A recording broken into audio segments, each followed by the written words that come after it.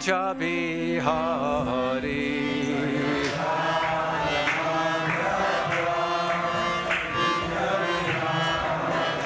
Jai Gopi Janavallabha Girivara Dhari.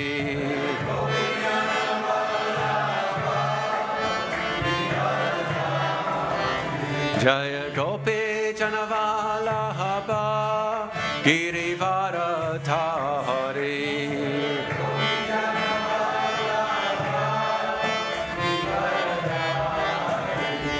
Yashodanandana Vraja Janaranjana.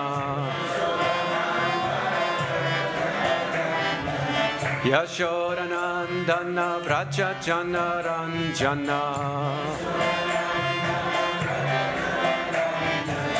Yamuna Tiravanachari. Yamuna Tiravanachari. Jaya Radha Madhava Kunja Bihari.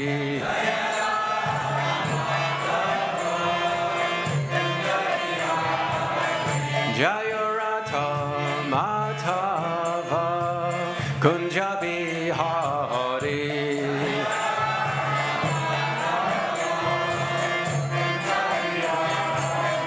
Jai Gopi Janavallabha Girivara Dhari.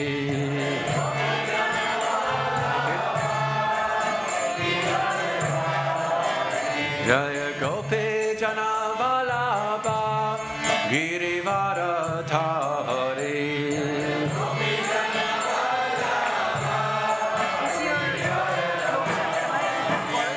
Yashodanandana Vraja Janaranjana. Yashodanandana Vraja Janaranjana. Yamuna Tiravanachari. Yamuna Tiravanachari. Jaya Radha Madhava Kunja Bihari.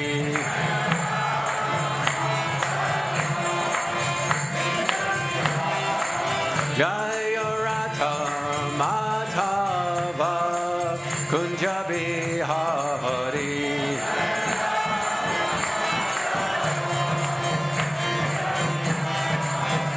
Hare Krishna,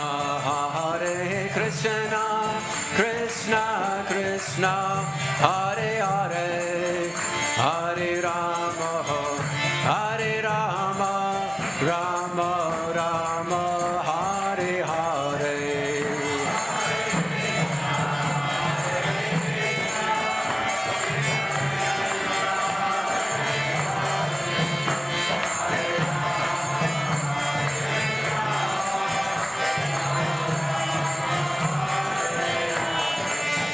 Hare Krishna, Krishna Krishna, Hare Hare, Hare Rama,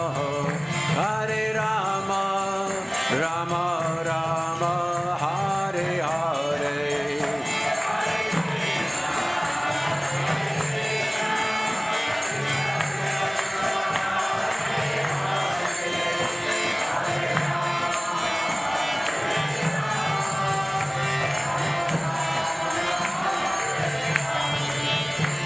Hare Krishna, Krishna Krishna, Hare Hare, Hare Rama, Rama Rama, Hare Hare.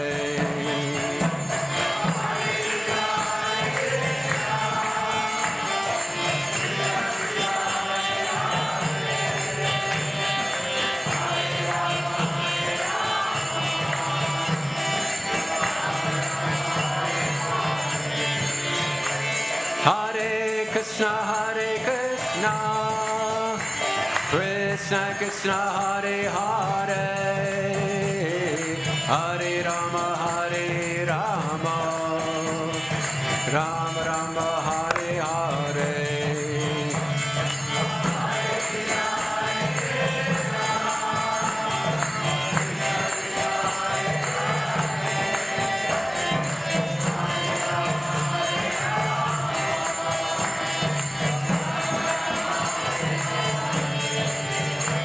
Hare Krishna, Krishna Krishna, Hare Hare, Hare Rama, Rama Rama, Hare Hare.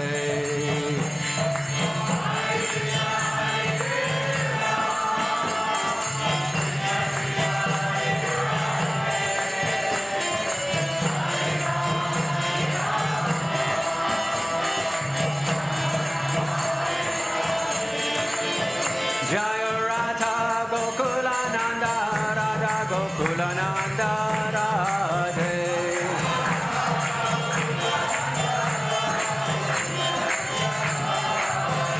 Jaya Prabhupada, Prabhupada,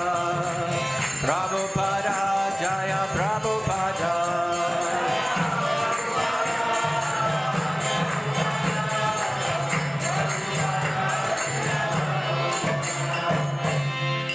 Shri Radha Gokulananda ki jai.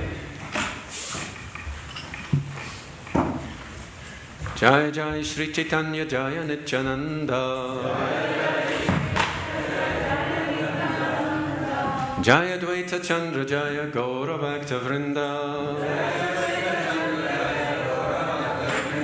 Jaya Jai Shri Caitanya Jaya Nityananda. Jaya Dvaita Chandra Jaya Gaura Bhakta Vrinda. Jaya Jaya Sri Caitanya Jaya Nityananda. Jaya Dvaita Chandra Jaya Gaura Bhakta Vrinda. Okay, today we're reading from Caitanya-Caritāmṛta, Madhya-lilā, chapter 15.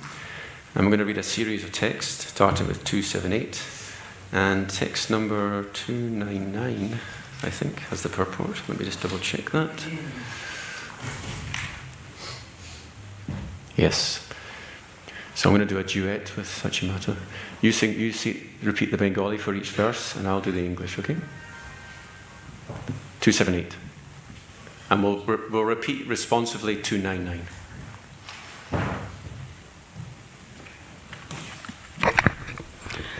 শুনি কৃষ্ণ কৃষ্ণ বলি অমোঘ উঠিলা প্রেমোন্মাদে মত্ত হয়া নাচিতে লাগিলা. After hearing Sri Chaitanya Mahaprabhu and being touched by him, Amoga, who was on his deathbed, immediately stood up and began to chant the holy name of Krishna. Thus he became mad with ecstatic love and began to dance emotionally.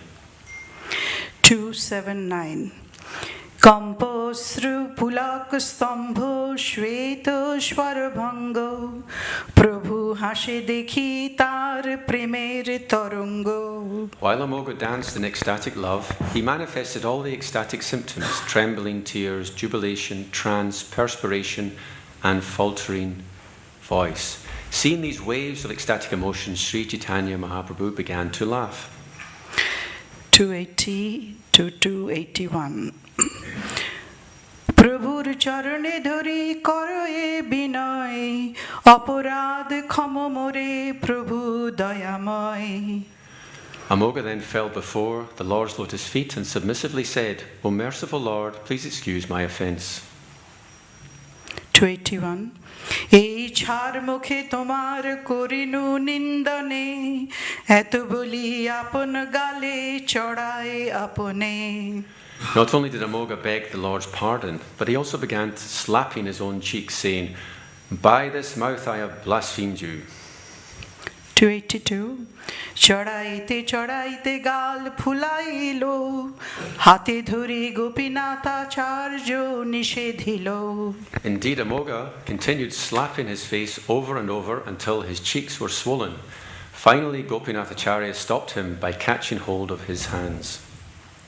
283 প্রভু আশ্বাসন করে স্পর্শী তার গাত্র সার্বভৌম সম্বন্ধে তুমি মোর স্নেহ পাত্র After this, Sri Chaitanya Mahaprabhu pacified Amoga by touching his body and saying, "You are the object of my affection because you are the son-in-law of Sarvabhauma Bhattacharya."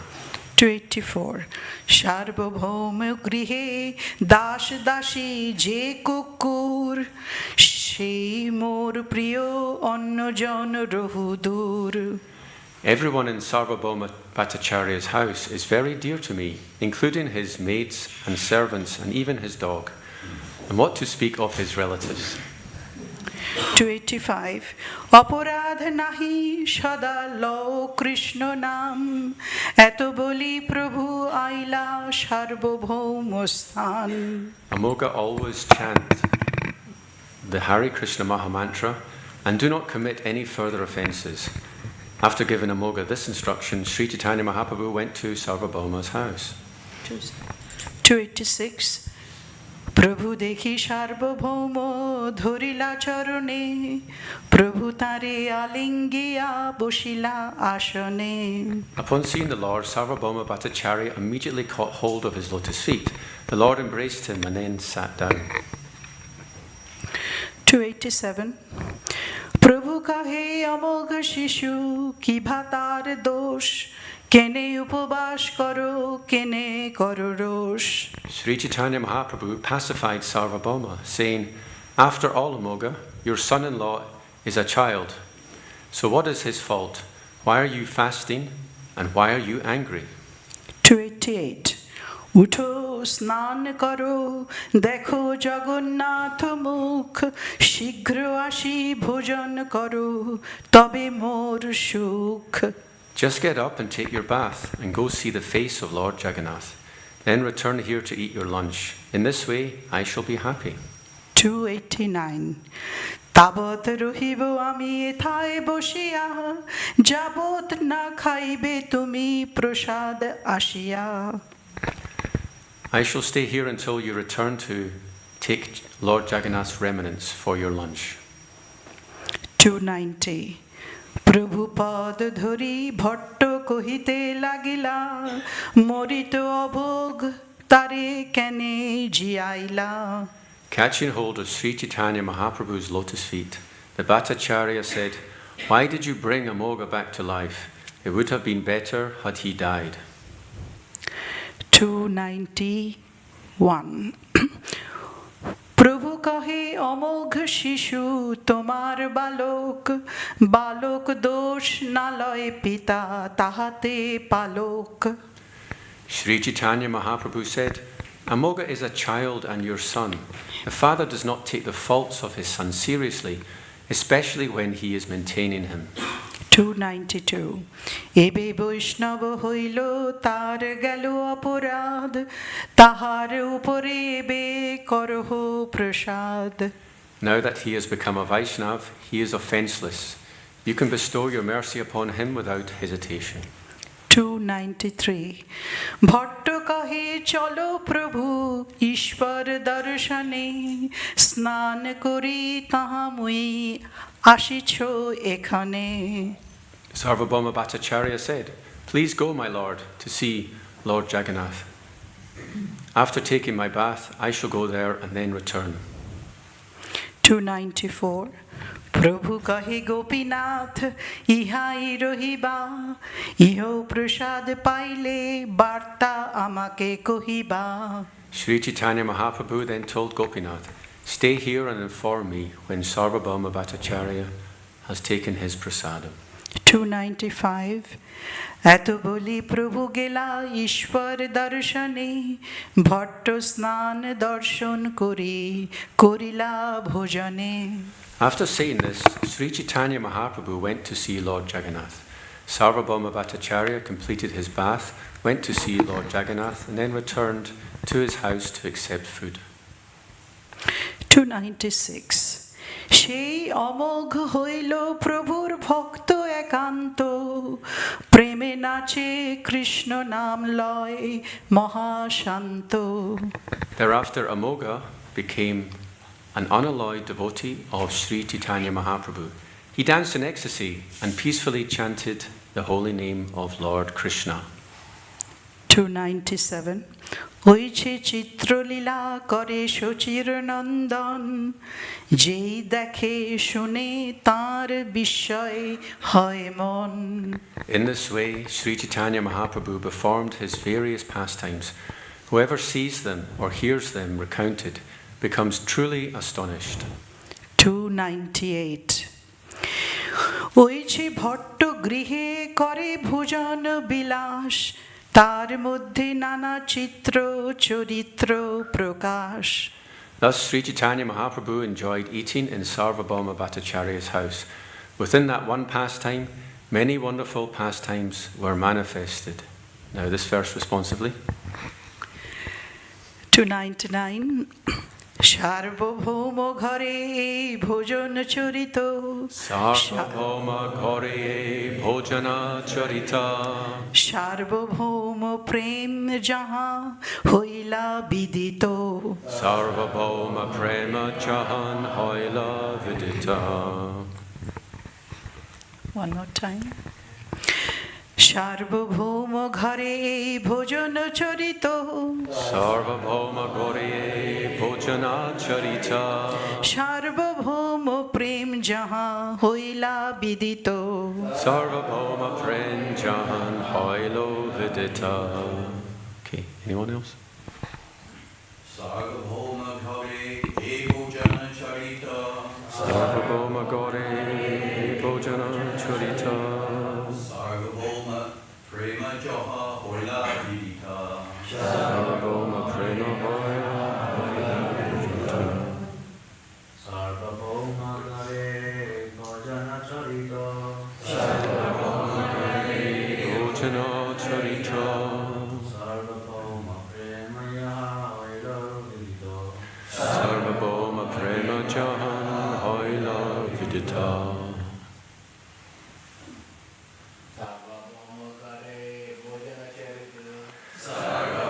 Bhore Bhojana Charita Sarvabhauma Preha Jahan Haila Vidita. Ladies?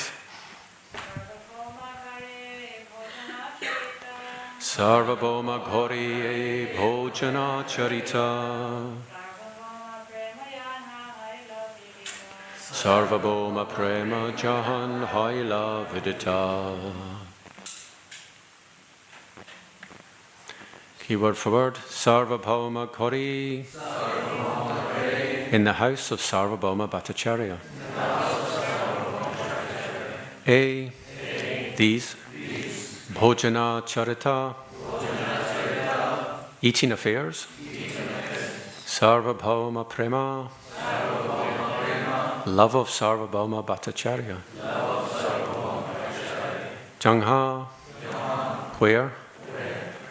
Haila, became. Vidita, well known. Translation and purport by His Divine Grace Srila Prabhupada. Srila Prabhupada ki jai. These are the peculiar characteristics of Sri Caitanya Mahaprabhu's pastimes. Thus the Lord ate in Sarvabhauma Bhattacharya's house, and in this way Sarvabhauma's love for the Lord has become very well known. Please repeat. These are the peculiar characteristics of Sri Caitanya Mahaprabhu's pastimes.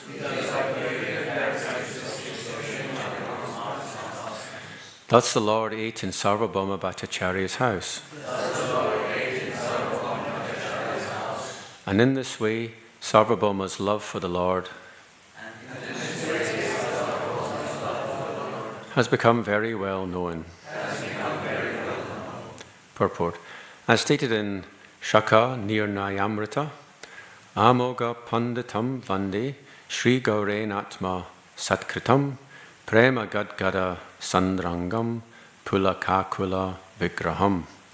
I offer my obeisances unto Amoga Pandit, who was accepted by Lord Sri Chaitanya Mahaprabhu.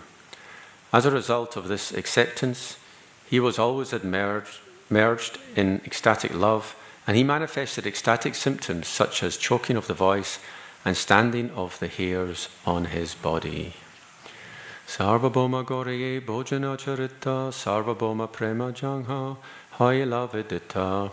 These are the peculiar characteristics of Sri Chaitanya Mahaprabhu's pastimes. Thus the Lord ate in Sarvabhauma Bhattacharya's house, and in this way Sarvabhauma's love for the Lord has become very well known. Om Jnanatimirandasya Gyananjana Shalakaya Chakshurun Militam Yena Tasmai Shri Gurave Namaha. Shri Chaitanya Manobhistam Stapitam Yena Bhutale Swayam Rupa Kadamahyam Dadati Swapadantiham Vandeham Shri Guru Shri Yuta Padakamalam Shri Gurun Vaishnavangscha Shri Rupam Sagra Jata Sahagana Raganatan Vitangs Tang Sajivam Sadvaitam Savadutam Parijana Sahitam Krishna Chaitanya Devam Shri Radha Krishna Pada Lalita Shamita Shri Vishakan Vitangscha Hey Krishna Karuna Sindho Dinabandho Jagatpate Gopisha Gopika Kanta Radha Kanta Namastate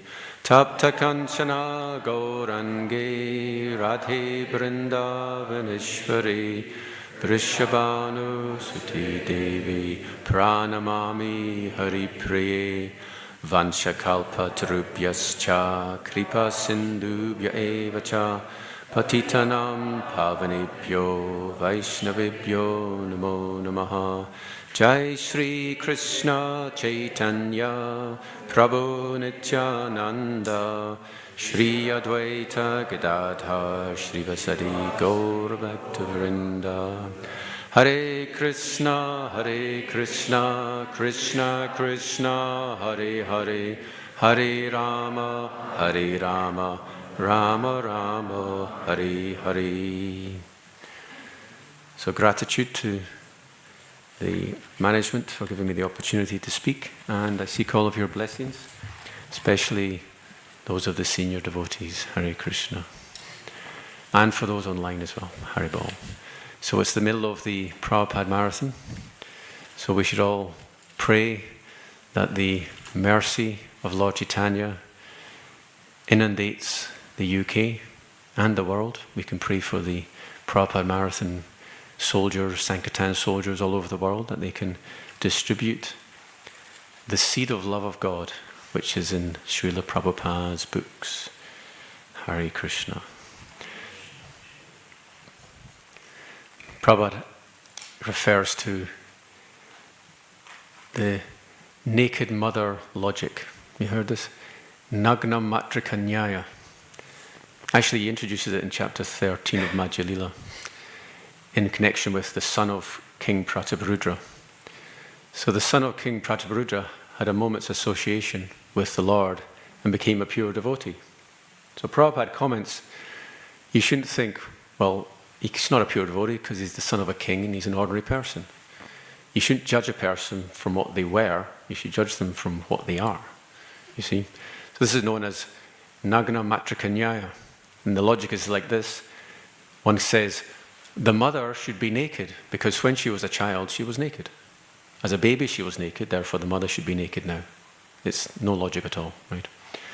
So in the same way, we shouldn't think of Amoga as a bad person. I mean, he was, but now he's got prema. So he's got something that probably no one in this room has. He's greatly fortunate.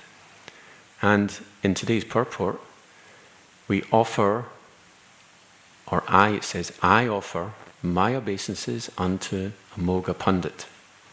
Okay? So we have to be careful how we judge devotees. This whole pastime, it teaches a few things. For me, there's two particular lessons to be learned from the Amoga pastime. I will invite you to suggest what you think those lessons are. Anyone think? Yes. Okay, that's what I added, but I don't think necessarily that's there. But anyway, any other? Absolute humility. Let's talk about dangers. This pastime, yes, never criticize Caitanya Mahaprabhu. Or to broaden it out, be very, very careful of aparad, not only to Caitanya Mahaprabhu, but also to the Vaishnavas. In this particular pastime, it's interesting, the Lord, he's actually acting as Bhagavan and acting at the devotee simultaneously. As a devotee, he says, it's nothing. This is valid criticism. Don't take it seriously. But as Bhagavan, Sarva Karana Karanam, the cause of all causes, he's the cause of Amoga getting cholera. So on the one hand, he's punishing Amoga as Krishna, the cause of all causes. But then as a devotee, he's teaching us to be humble. Most of them mentioned humility. He's teaching us to be humble and not take criticism seriously. In fact, this is not the first time Mahaprabhu was criticized for overeating. Ramachandra Puri also criticized Mahaprabhu for overeating. In that particular occasion, he saw some ants. He said, oh, ants means sweetmeats. Sweetmeats means this sannyasi Chaitanya is overeating. And sannyasis are not supposed to overeat. Okay. So one lesson we learn is the seriousness of an offense. Now look how serious, cholera is it's like diarrhea, but more severe. And if it's not treated, you die from dehydration within a short period of time. So that's like a death sentence for speaking ill of somebody. Consider how blasphemy is considered so bad that you die from the words you speak. I mean, what is that? It's not even physical. Remember when Briga Muni, the group of sages, it's in the Krishna book, they decided, we want to find out who is the supreme. So Briga Muni was tasked with visiting Brahma, Shiva, and Narayan. Now when he visited Brahma, he committed an offense in the mind. He did not offer obeisances.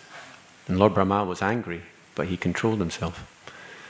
Then he went to Lord Shiva and he escalated. He actually criticized him because he's hanging out in crematoriums, he's covered in ash, he's impure.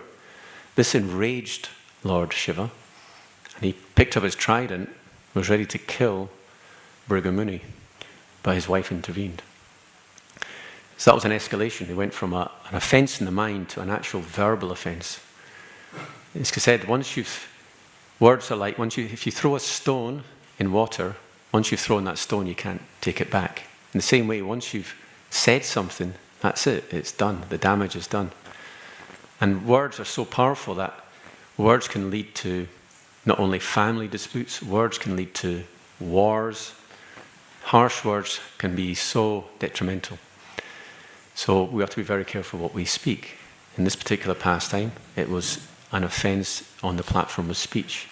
But it's a more grave offense, and that's a physical offense, physical assault.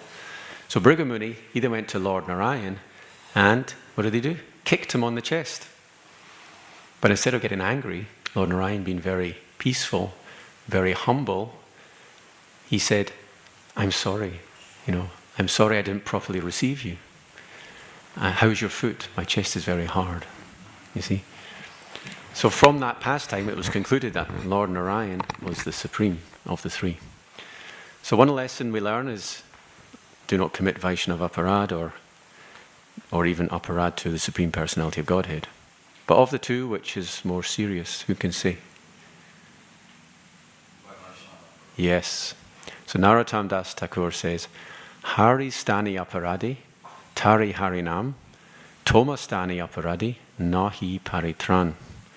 If you commit offense to Lord Hari, you can be delivered by chanting the holy names. But if you commit an offense to the Vaishnav, there is nahi paritran, no means of deliverance.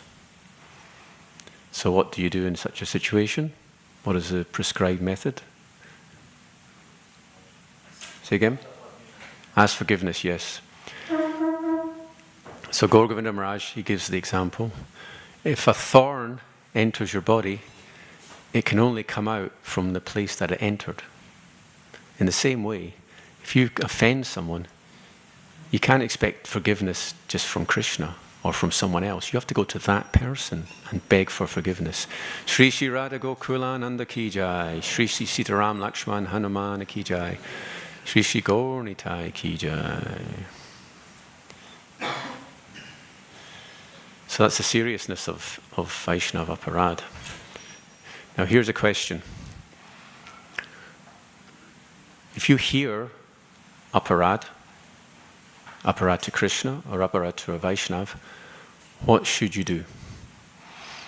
Now, from reading Prabhupada's books, I've come across 6 answers. There might even be more.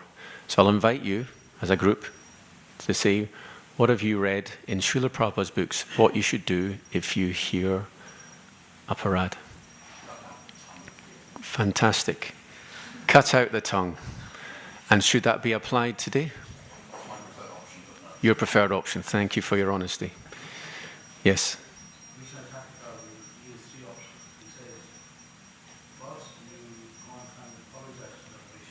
You what? Yeah. First you try and apologize to the Vaishnava. If he doesn't accept the apologies, he's angry, then you try and serve him. Yes. If that doesn't work, then you just take shelter of the holy name. This is if you're the aparadi. Yeah. Okay. But here's the one. What if you hear aparad? Or you should walk away. Yes, walk away is one example. So it's said in the who's the perfect example of an aparadi in Krishna-lilā? Who's the perfect example? Shishupal, yes. So he was very eloquent. He just very flowingly, from the heart, spoke 100 aparads, non-stop, coming out.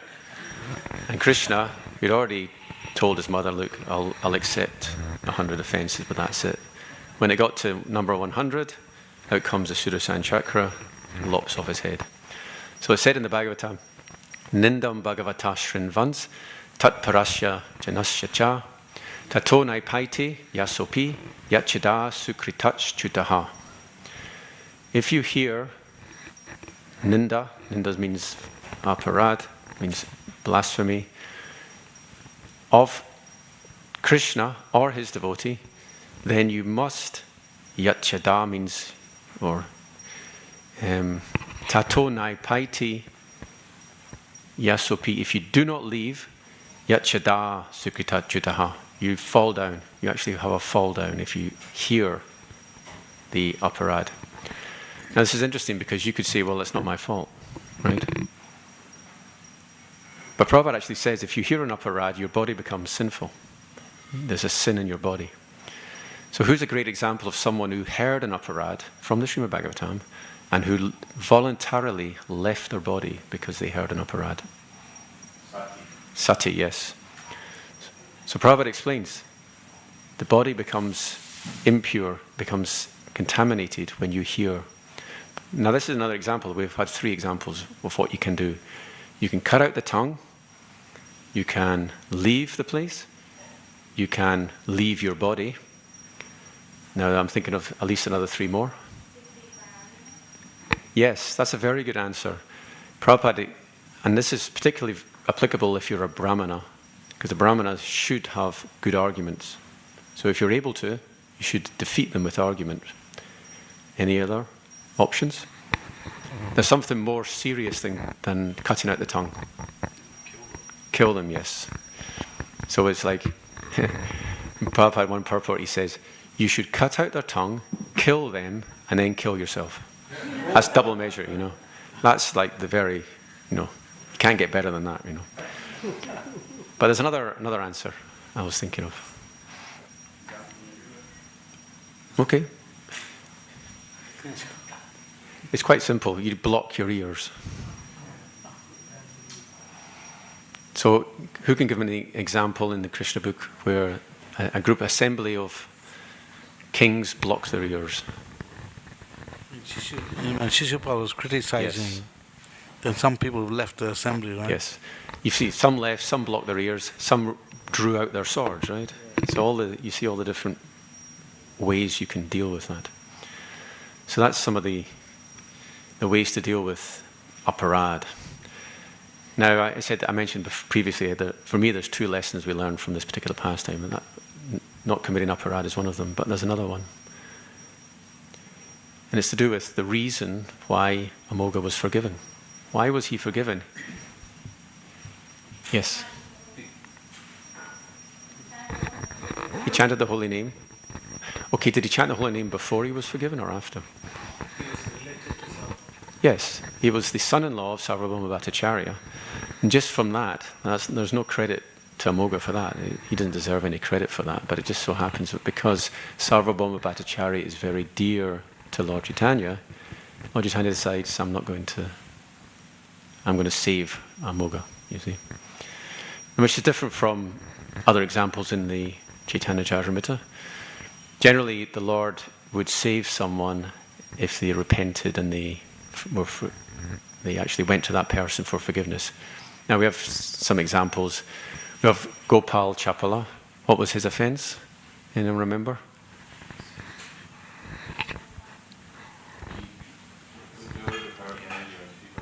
Yes. So he's trying to give Srivas Thakur a bad reputation, putting the Durga paraphernalia outside his doorstep, which includes wine. Yeah. Now, in this particular example, I mentioned previously how the Lord, he's very merciful. So he was merciful to Amoga, but at the same time, as Krishna, he's given him cholera. So in the same way, Mahaprabhu, he reacts in two different ways in connection with Gopal Chapala. On the one hand, Gopal Chapala, he gets leprosy, so his fingers start melting, etc. And all these little insects are crawling on his exposed flesh, and he's in excruciating pain. And he requests Lord Chaitanya to be delivered. But Lord Chaitanya, because he wants to teach us about the terrible offence of Vaishnava aparad, he says, you will not be delivered for 1,000,000 births. And then Mahaprabhu goes off to Jagannath Puri. But when he comes back, Gopal Chapala speaks to him again. And Prabhupada explains that Gopal Chapala, he had one good quality. He was simple, and he had faith that Lord Chaitanya was the Supreme Personality of Godhead. So therefore, Lord Chaitanya gave him mercy. And he said to him, yes, you go to Srivas Thakur, and you beg forgiveness. And if he forgives, then you'll be forgiven. And that's exactly what happened, because Srivas Thakur, as Vaishnavas tend to do, was very forgiving. We have the example of Gopal Chakravarti. Now, this is more explained in the Chaitanya Bhagavat. Who can say what his particular offence was? Gopal Chakravarti. Yes, what did he say? He said, Haridas Thakur said, if just by Namabas you become liberated, and Gopal Chakravarti was outraged. He said, if it's not true, I'm going to cut off your nose. And Haridas Thakur says, if it's not true, I'm going to cut off my own nose. And he likewise got leprosy. And I'm not sure if he was forgiven or not. I don't think he was forgiven. Who by? Lord Chaitanya, okay. So he had a very beautiful face. Had a beautiful, exquisite nose, and it just started melting with leprosy. So we have all these examples. Now, the question may arise, why is it that the Vaishnava aparad is more serious than aparad to Krishna? Now, if we think about the pastime where Durvasa Muni tries to kill Ambarish Maharaj, and then the Sudarshan Chakra of Lord Narayan comes to protect Ambarish Maharaj and chases Durvasa Muni. He goes to Lord Brahma, goes to Lord Shiva, finally goes to Lord Vishnu, and he begs for protection. And what does Lord Vishnu say? He said, even I will not protect you, because Durvasa Muni is very, very severe. And he said, even I will not protect you, because Durvasa Muni is very, very severe. And what does Lord Vishnu say? He said, even I will not protect you, because Durvasa Muni is very, very severe. And what does Lord Vishnu say? He said, even I will not protect you, because you have offended the devotees. Aham bhakta pradina yasvatantra ivaduja sadhu bir grasta hridayo bhaktair bhakta jana priya. It says, the devotees have captured my heart. Yeah? Aham bhakta pradina, therefore I am subservient to them. Sadhu bir grasta hridayo. Bhaktair bhakta jana priya. Not just devotees, but the devotees of my devotees are very, very dear to me. And he goes on to say, Sadhava hridayam mayam sadhunam hridayam tvaham madanyad te najananti naham tebyo managapi. The devotees are my heart, and I am the heart of my devotees. They know nothing but me, and I know nothing but them. So that very, very deep relationship that the Lord has with his devotees, it's a loving relationship of full absorption where they know nothing but the Lord and the Lord knows nothing but them. For that reason, if you offend a devotee, you cannot expect to make spiritual advancement. And our spiritual path is all connected. You can't just say, well, I'm chanting nicely, therefore it doesn't matter about apparats. Of course it does matter. It's all connected. If you're not, some people ask, why am I not getting a taste from chanting?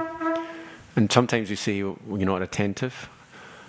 Sometimes the real reason is because one has committed an aparad, and one does not want to acknowledge that.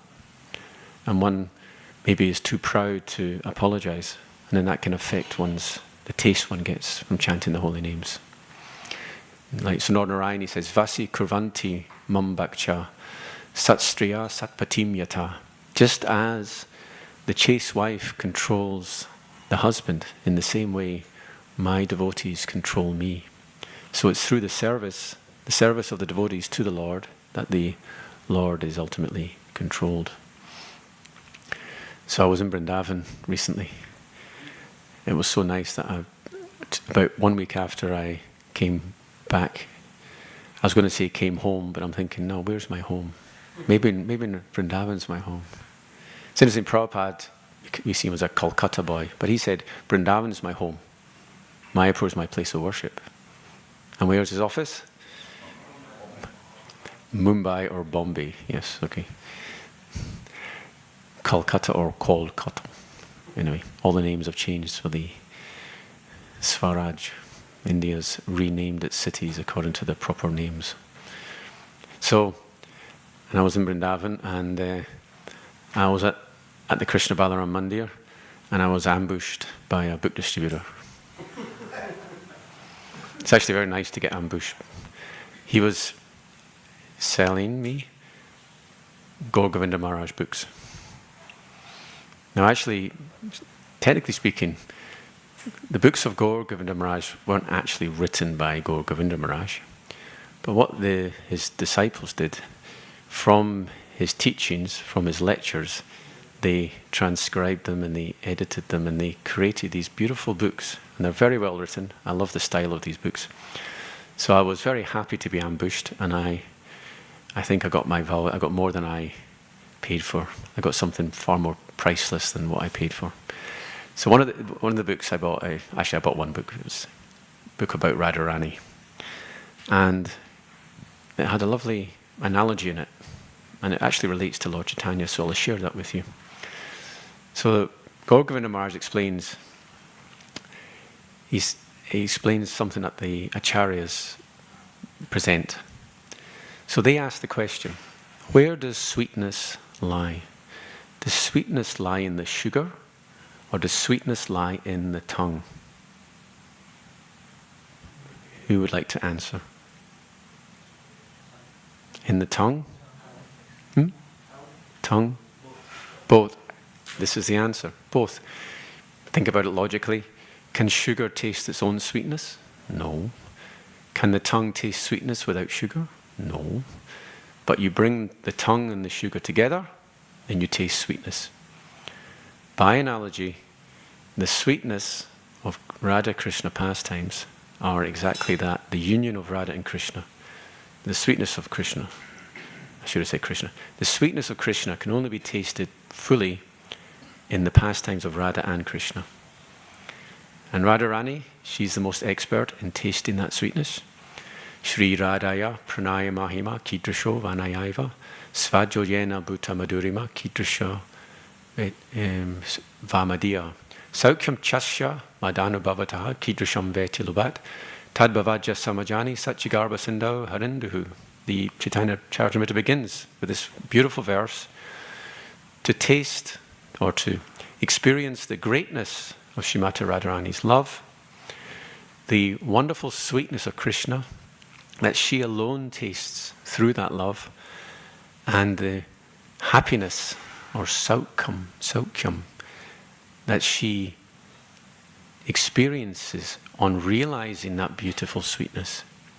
For those three reasons, Lord Krishna takes birth as from the womb of Mother Sachi, just as the moon rises from the ocean. Now, we don't see that too often in this country, the moon rising from the ocean, but if many of you have been abroad, have you seen how beautiful it is when you see the moon coming at the horizon? Got a large, vast ocean, you see the moon rising. It's very, very beautiful. So when Lord Chaitanya and Lord Nityananda came, Bandi Sri Krishna Chaitanya Nityananda Sahodidao, Gaudadai Pushpavantao, Chitrasandao Tamonudao. They are compared to like the sun and the moon, they are rising. This is the Namaskar. The beginning of Caitanya-Caritāmṛta, it covers three topics. Namaskar, Vastu Nirdesh, and one other one. What's the other one? Ashirvad. Ashirvad means benediction. Sada Hridaya Kandari Spiratava Shachinandana. The benediction is, may the Supreme Lord Satchigarbha manifest in your heart. That's the Ashirvad. And the obeisances, it comes in two types. There is Samanya, general, and Vishesha, specific. So the general offering of obeisances is Vande Gurun, Isha back tongues, Ishanija Vataratam, Tat Prakasham Tat Shaktish, Krishna Chaitanya Samgyakam. They offered the obeisances to the six truths. There's this Chaya Tattva. We talk about Pancha Tattva. If you actually read the Madhya-lilā, you'll see that there's Chaya Tattva, which means six truths. So the Pancha Tattva are five of those truths, and what is the sixth? Guru, yes. So the first two words of Caitanya-Caritāmṛta are so important. Vande Gurun. Just think about that. What is the key to make spiritual advancement? That's where it is. It's Vande Gurun. Offer obeisances to the Guru. So these six truths in general, but then Vishesha, the specific obeisances, which is Vande Sri Krishna Chaitanya Nityananda Sahodidao, Gaudadai Pushpavantao, Chitrasandao Tamonudao. This is the second verse. And this is specific. You're actually describing Krishna Chaitanya, and you're describing Lord Nityananda and comparing them to the sun and to the moon. You see? So that's and then Vastu Nirdesh. The next verse is Vastu Nirdesh. Vastu Nirdesh means describing the truth. It's like tattva.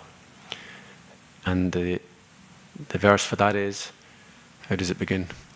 Yad advaitam brahmopanishadi tadap yasya tanubha ya'at mantaryami purusha iti sosyangsha vibhav sadaishvarya purno ya'iha bhagavansa swayam ayam na chaitanyaj krishnaj jagati paratatvam paramiha. And the meaning of that is the bodily effulgence of Lord Chaitanya is is described in the Upanishad as Brahma. The Supersoul, that is the Antaryami. How does it go? Ya'at Mantaryami Purusha Iti Sasyamsha Angsha Vabhav. The Antaryami, or the indwelling Supersoul, is a Angsha of Lord Chaitanya. And he, Lord Chaitanya himself, is Sadaishvarya Purna Ya'i Sa Bhagavan Swayamayam. He is none other than Krishna, Swayam Bhagavan. You see? So we understand that we say Krishna is avatari, but actually Lord Chaitanya is also avatari because Lord Chaitanya is Krishna. Na chaitanyad krishnaj jagati paratatvam paramiha. So there's no higher truth than Krishna, Chaitanya. I'm going to change topic. I'm going to talk about the ecstatic symptoms of amoga. It's in the purport.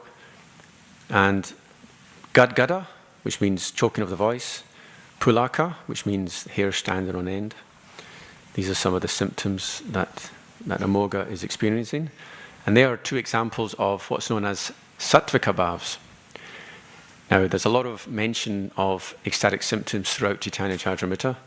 And if you actually read them, if you learn what the sattvika bhavs are, you'll find very often it's the sattvika bhavs that are mentioned. So who knows all 8 of the sattvika bhavs? I've mentioned 2 already. Pulaka, which means the body, hairs in the body stand on end. And then gadgada means choking of the voice. Anyone remember any other ones? Ashru, crying, yes. You both got that. Changing colour. Stunned, yes. That's stamba. That's Vaivarnya.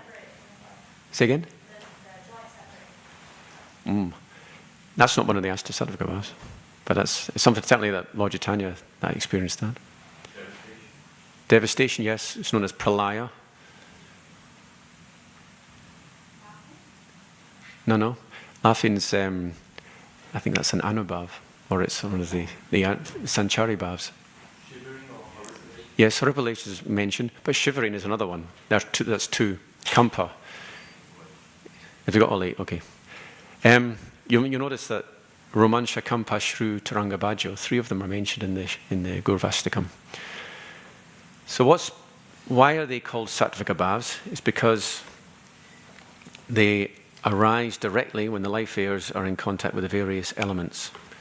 So I'm going to read to you a little section of the Nectar of Devotion, because what happens is you'll see how each of those symptoms is connected to one of the elements.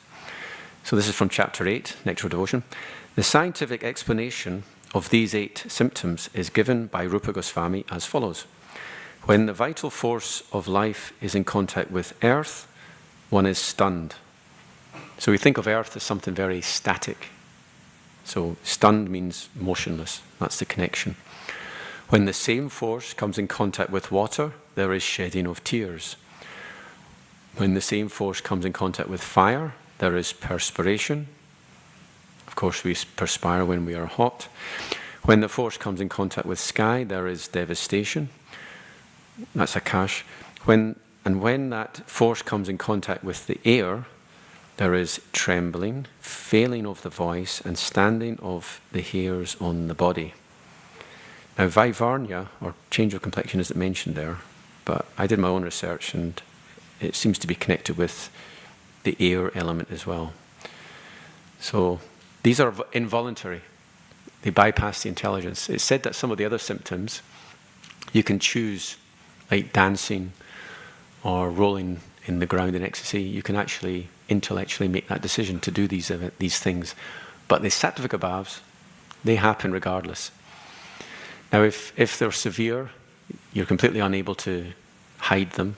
Now, it's generally the devotees, they hide their ecstasies because they're humble. They don't want to show off. They don't want to try and make out that they're great. Like that, you see. And I'm going to now talk about one of the most... Yeah?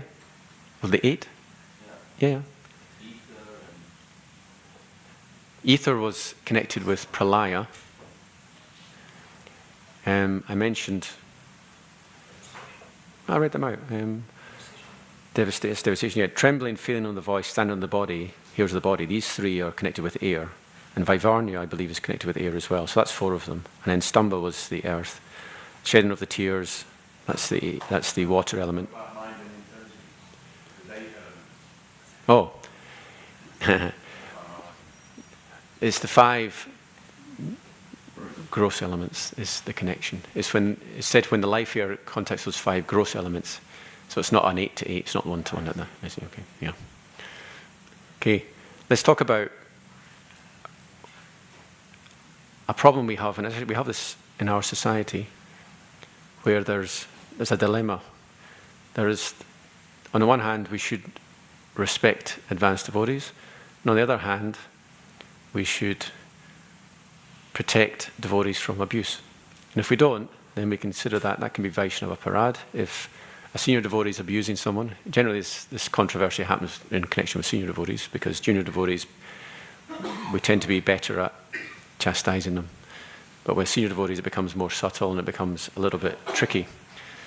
So Krishna famously says in the Bhagavad Gita, Api chet sudaracharo bhajati malmananyabhag sadureva samantavya samyag vyavasito hisa. Even if one commits the most abominable activity, if he is fixed in his devotional service, he is considered to be considered saintly, because he's properly situated in his intelligence. Kshikpram bhavati dharmatma sashvat chantim negachati kauntiya pradijanihi name bhakta pranashyati. He quickly becomes righteous and attains to lasting peace. O son of Kaunti, declare it boldly that my devotee never perishes. So we see sometimes in our society, devotees can actually damage their own spiritual life when they criticize someone unfairly. At the same time, devotees can damage the spiritual life when they do not protect devotees. And so we have to we walk a tightrope. We have to consider both. And the key to success is we should be very careful to monitor our own feelings. And if we have ill feeling towards devotees, we should eradicate that and see the good in everyone. But at the same time, justice should be done. And in this connection, I'm going to give you two statements from the purport to the Apichet verse, and I think it's very important that we consider these. Here's what Prabhupada says. The words Sadur Eva, he is saintly, are very emphatic. They are a warning to the non-devotees that because of an accidental fall down, a devotee should not be derided. He should still be considered saintly, even if he has accidentally fallen down. And the word mantavya is still more emphatic. If one does not follow this rule and derides a devotee for his accidental fall down, then one is disobeying the order of the Supreme Lord. So we should take this instruction very seriously, because it's for our own benefit. Some people think, if someone complains and they feel they have a legitimate complaint, and maybe they do have a legitimate complaint, if someone then says to them, "Oh, Prabhu, be careful, you might be offensive," there's a tendency for that person to think, you're just saying that because you're trying to avoid this person getting into trouble. And actually that's not fair. You're just using that as an excuse. But that is sometimes true, I will concede. But it's not always the case. And sometimes there are devotees who have genuinely moved on from committing offensive behavior and who are actually very dear to Krishna, and they're on a higher platform. And if we continue to deride such people, I mentioned previously Nagna Matrikanyaya, naked mother logic, if we continue to see them for what they were, then actually that's detrimental to our own spiritual life, and it's in our own best interest not to do that. However, in the same purport, Prabhupada writes, on the other hand, one should not misunderstand that a devotee in transcendental devotional service can act in all kinds of abominable ways. This verse only refers to an accident due to the strong power of material connections. So this is another important point, that if someone has a habit of committing abominable activity, we're not obliged to turn a blind eye and say, "Oh, this person's saintly," because it only applies to accidental fall downs. Now, Prabhupada was very, very critical of those who criticize devotees.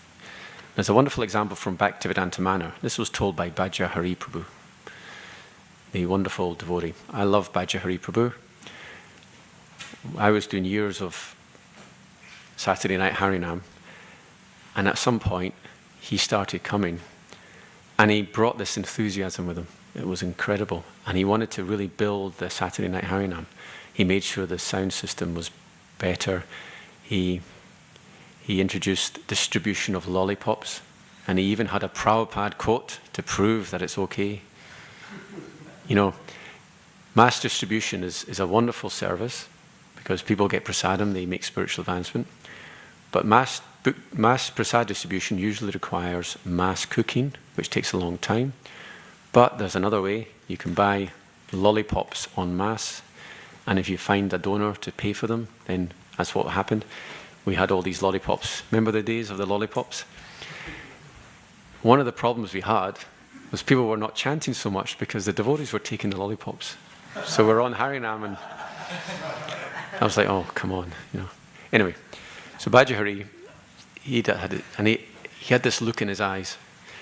When you were chanting, and he would look at you, you could see that he was just really in the moment, enjoying the bliss. So he was very great. So Bhajahari, he tells a story.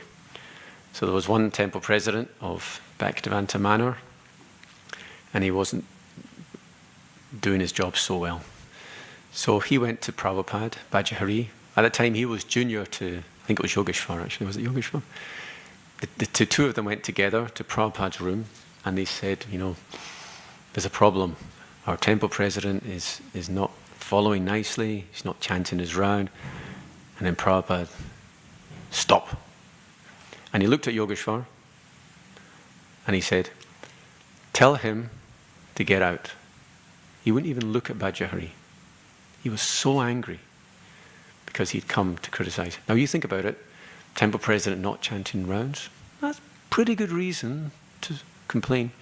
But even that reason, that was not what Prabhupada wanted. And he chastised Yogeshwar for criticizing. So that's an interesting pastime. So that illustrates the delicacy or the delicate nature of these offences. Anyway, that's what I wanted to say today. And we have 10 minutes left. So comments and questions, and thank you very much for your patience. And we have the two senior devotees at the back, and then Subhadra. So who's got the mic? Go to Adiguru. Adiguru first. You know about the devotee keeps his devotional service confidential, etc., doesn't display his ecstatic symptoms. Yes. So there's that verse in the 11th canto, Ivambratasva Priyanama-kirtya, which describes that when one's transcendental taste of the holy name, he doesn't care for outsiders, he dances and he chants and he kind of contradicts. Yes. Resolve that? Yes, okay. So that's Evamvratasva Priyanama-kirtya Jatanu Raga Druta Chitta Ut Asachato Roditi Rauti Gayatyun Madhavan Richati Lokabayaha. Now when one becomes, this is actually describing how one attains perfection through the process of sadhana bhakti, Evamvrata. The vrata means the sadhana bhakti vow. One comes to the higher platform and is chanting those names of the Lord that are very dear to that person because he has an actual connection. Then what happens? He laughs, asachati, raudati, cries. Rauti means what? Gets angry, is it? Turns red or dance. Nrichati, dances. Gayatri sings as well. So on the one hand, I mentioned previously that the devotee keeps his ecstasies to himself, but then there's a contradiction. Sometimes the devotee just doesn't, lokabayaha means does not care for public opinion. So that person just goes for it, just like dances, cries, ecstasy. I've not read or Acharya's given actual reason for that, but my guess is sometimes in our ecstasies, hopefully, we become forgetful. So there may be a general tendency to keep a low profile, be humble, but sometimes in ecstasy one may forget one's position, one may become less conscious of the external world. Like Prahlad Maharaj, he was so eternally absorbed that all the bodily functions like going to the toilet, it was all happening automatically and he was unaware of it. If you become very deeply absorbed, then you're no longer aware that there's other people around, and therefore you don't feel the need to be humble, you just kind of get carried away by the ecstasy. As I'm so excited and I just can't hide it. I'm about to lose control and I think I like it, right? So it's just like that. Is that okay? Thank you. It's an analogy. Analogy, yes. Govinda Swami, he called it the banyan tree. and it talks about the relationship between Radharani or Sakis and her gopis, Yes. but also the relationship between the spiritual master and the disciples. The banyan tree is basically Radharani. The spiritual master is also a banyan tree. Mm-hmm. But the disciples of the spiritual master, they're like the Sakis. They support the spiritual master. Mm-hmm. They act as a sort of a responsible root of the thing. But likewise, the Sakis, the gopis that support Radharani, they are acting in the same way.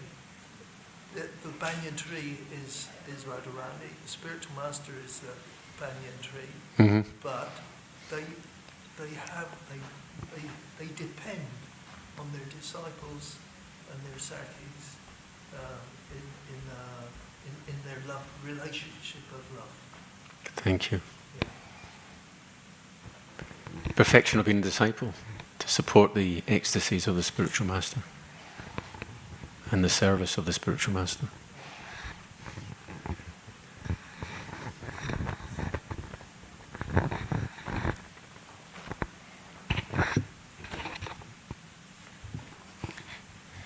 Okay, I wanted to ask a question about how do we deal with criticism, because sometimes it's like a senior devotee and they want to warn us against a devotee who they think is in bad standing. So it seems like it would be